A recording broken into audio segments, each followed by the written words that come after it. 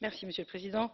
Je voulais tout d'abord remercier ma collègue Eider Gardiazabal qui a su, avec patience et détermination, construire une majorité solide au Parlement et faire valoir cette position lors du trilogue. C'est un travail de longue haleine qui porte ses fruits aujourd'hui et je tiens à l'en féliciter. Ces rapports constituent des progrès majeurs pour la transparence et le cap à tenir pour l'avenir de l'Union européenne. Ils auront vocation à inspirer les prochaines politiques de l'Union et inspirent déjà les propositions du Parlement pour le prochain cadre financier pluriannuel. En premier lieu, bien sûr, il y a le combat contre la fraude et l'évasion fiscale. Il est en effet inacceptable que l'argent public puisse concourir à des structures d'évasion fiscale et des planifications fiscales agressives. Elles sont non seulement de profondes injustices, mais elles participent de surcroît à la déstabilisation d'États et constituent des obstacles dans notre lutte contre la criminalité et le terrorisme. Avec ces rapports, la Banque européenne d'investissement sera préservée de toute relation avec des pays qui ne coopèrent pas avec l'Union en matière fiscale. Les rapports d'aujourd'hui serviront d'exemple dans ce domaine. Ces textes sont également l'occasion de fixer un nouveau cap, un nouvel horizon à la stratégie globale de développement externe de l'Union européenne.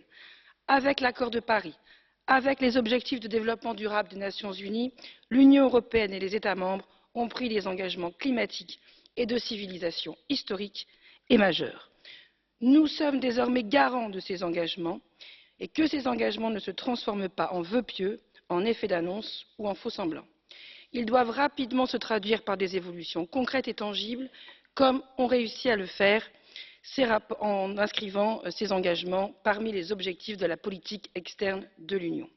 Mais nous devons voir plus loin, faire en sorte que ces objectifs soient des boussoles aux politiques européennes et en premier lieu au futur cadre financier pluriannuel. Enfin, prenons garde et ces rapports y parviennent à ne pas tomber dans un piège, celui de vouloir instrumentaliser la politique de développement pour servir d'autres objectifs.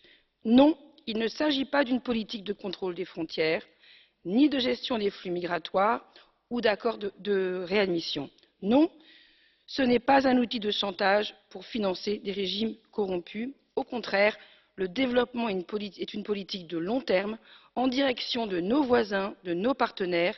Ces rapports le rappellent clairement et nous devrons en faire une ligne dure pour les programmes du futur cadre financier pluriannuel. Merci. Σας ευχαριστώ. Για την ομάδα των συντηρητικών και μεταρρυθμιστών, τον λόγο έχει για 1 λεπτό ο κύριος Όζοκ.